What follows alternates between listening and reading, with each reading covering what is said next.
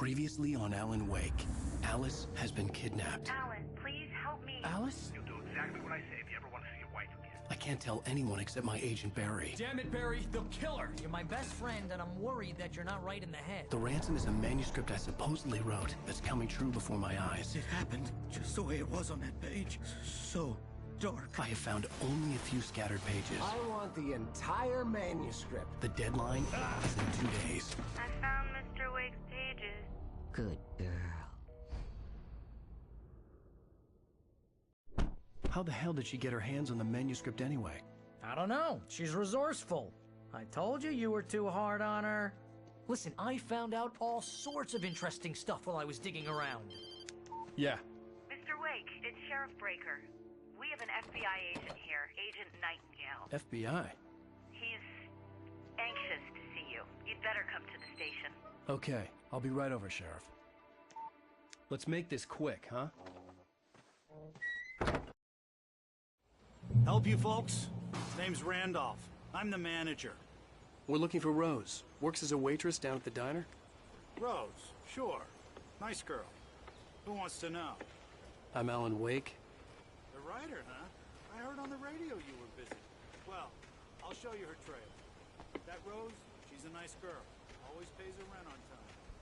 As I was saying, Al, I found all sorts of weird stuff from the local newspaper's archives. This place is crazy. Disappearances, mysterious deaths, urban legends come true, and, get this, most of this stuff takes place around Cauldron Lake. Well, you ain't wrong, mister. The Indians thought the lake was a doorway to the underworld. I'm the God-fearing type myself. I don't hold with that sort of thing. Yeah, okay. Anyway, there was an island there owned by a guy called Thomas Zane. Now, some of the articles I found about him make him out to be a famous writer, but I ran a bunch of searches, couldn't find a single thing he wrote. Zane was heavily into diving, so much so that the place came to be called Diver's Isle. But the volcano under the lake erupted in 1970, and Zane went down with the island.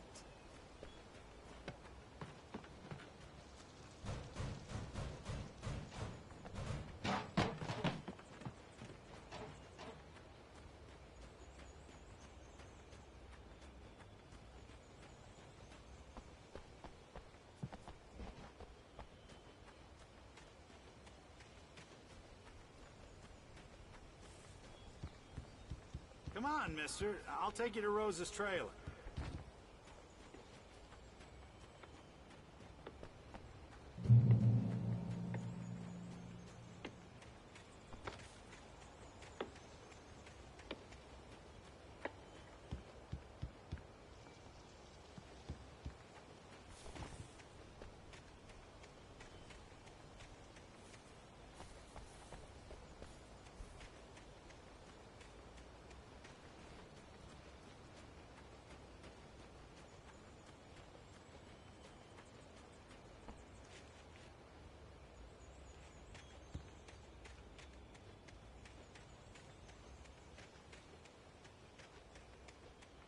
Just follow me.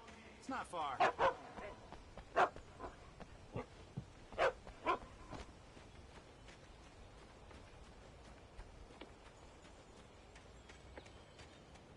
Yeah, how about that? It was there in the morning, as if it had fallen from the sky. But it would take a tornado to lift something like that. We're damn lucky it didn't crush any of the trailers.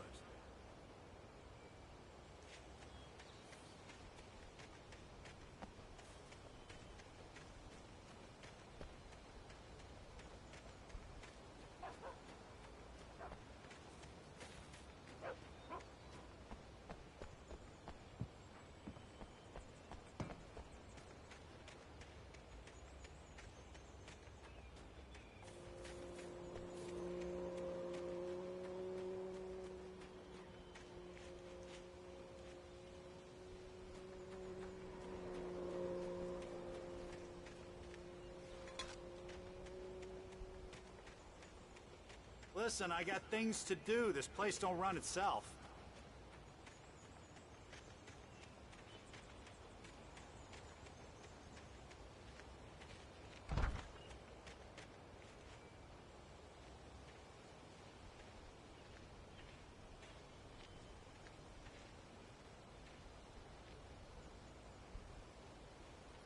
Gets better. A local girl, Barbara Jagger, drowned in Cauldron Lake just a week earlier. They were lovers. Sure, Jagger's a local spook store. The Scratchin' Hag. Comes for you in the dark. Childish stuff like that. Anyway, Al, I'm just getting to the best part. All of the articles about this stuff were written by Cynthia Weaver. I asked around, and she's that crazy bag lady you met. What, the lamp lady? She can be a little loopy, but she's not homeless. Yeah, anyway, she knew both Jagger and Zane before they both died, and she had some kind of a breakdown.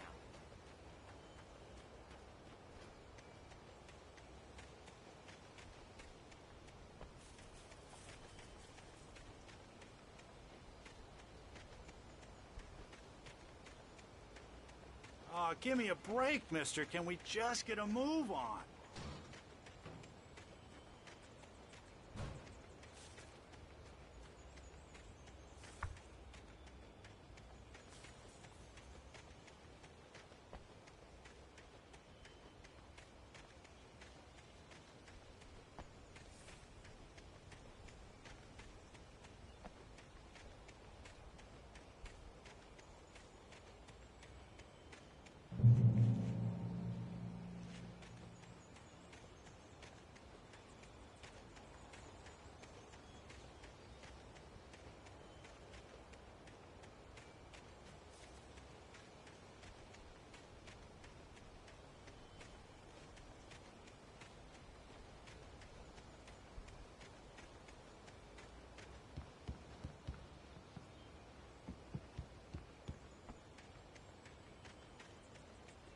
Well, mister, this here's Rose's trailer. You mind me asking what you want with her? We're just here to talk to her, pal.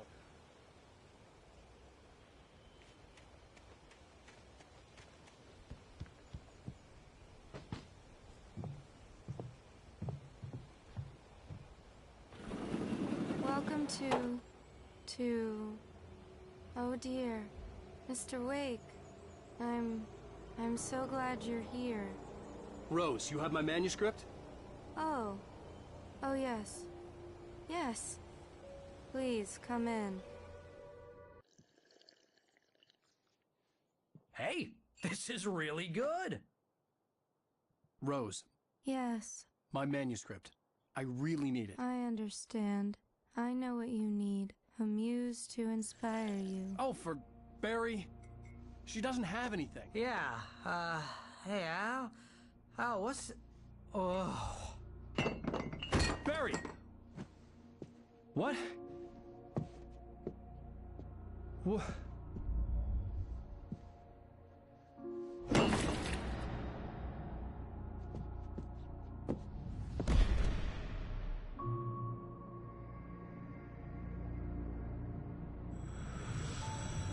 It's coming for you, hiding in my barber's skin. I'm too weak to stop it. You must turn the lights on. I promised I'd come visit you and your lovely wife. You must finish what you started. I insist. You must turn the lights on. Turn the light on. Back to work, boy.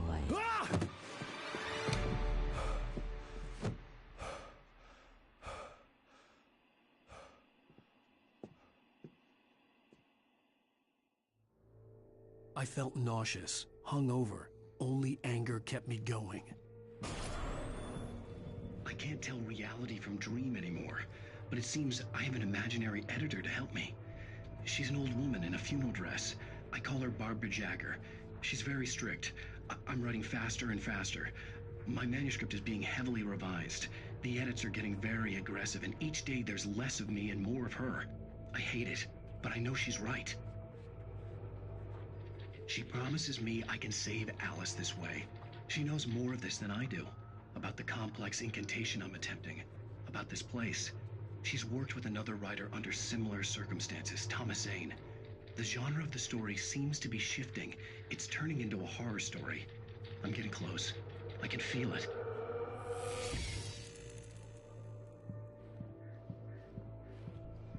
Rose took a day from me. I had less than 12 hours left to meet the kidnapper. All I could do was get Barry into the car, work something out once I got on the road. Welcome to the Oh Dear Diner. What can I get you today? Coffee? I couldn't work up much hate for Rose. Something had used her to get to me and left its mark. First refill is free. Milk and sugar on the counter there. Would you like to hear today's specials? Thank you. Have a nice day. My gun and flashlight were gone. I'd have to find a way to get Barry into the car as quickly as possible. There was no time to waste. Mr. Randolph liked Rose. That little smile she had. How she was still sweet when life had tried so hard to make her bitter. It wasn't any of his business what she did in her trailer. But those strangers, the writer and his smart-ass sidekick, looked like trouble. And they'd been in there for hours, way past her normal bedtime. He reached for the phone and called the sheriff's station.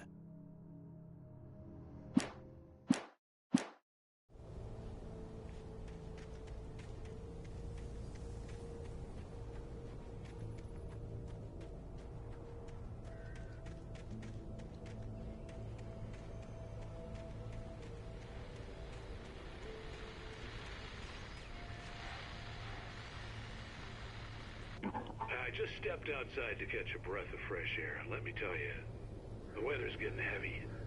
Nights like this make me especially glad I'm here talking to you and not home in bed. Once the weather takes a turn like this, I can't sleep at all. It's all tangled bed sheets and dark thoughts, punctuated by the occasional plunge into nightmare. Is it just me? Well, perhaps it is. But I hope I can make the night a little bit easier to get through. Caller, you're on KBF FM. Hey, hi, it's Walt Snyder. What's on your mind, Walt? Well, I ain't the way you are, but, well, I can't sleep either, you know? I just been staring out the window here, trying to make sense of it all, but, I ain't been drinking either, you know? Well, you sound like a man with a problem, Walt. I had a, argument with Danny. You know Danny, and, then I got in trouble with the law, you know, and, I'm just, well... I heard something like that, Walt. Yeah, well, you know, Danny's my best friend, and, he let me, bail today, and now I'm just alone here at the window, you know, waiting. Man, and there's something in the air tonight, man. I was just outside looking up at the sky above our broadcast tower thinking the same thing. What are you waiting for, Walt? I don't know. Something's gonna happen. You know, I think I better go. Well, Walt, maybe... No, thanks, Pat. Well, good luck to you, Walt. Hang in there. Let's take a little break, folks. This weather's really something else, huh? How can I be sure?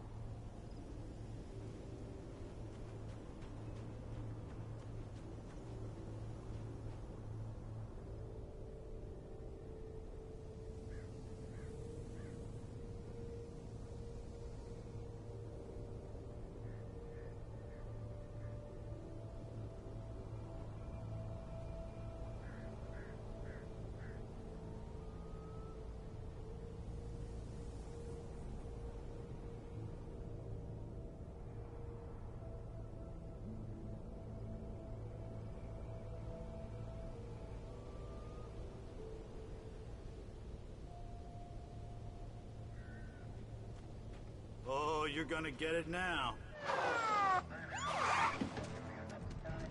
God knows what you've done to that poor girl.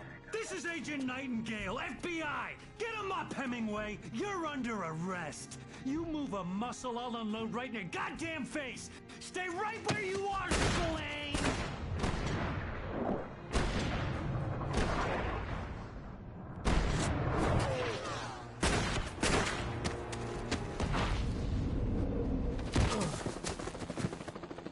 What are? I'm standing right here, you goddamn maniac!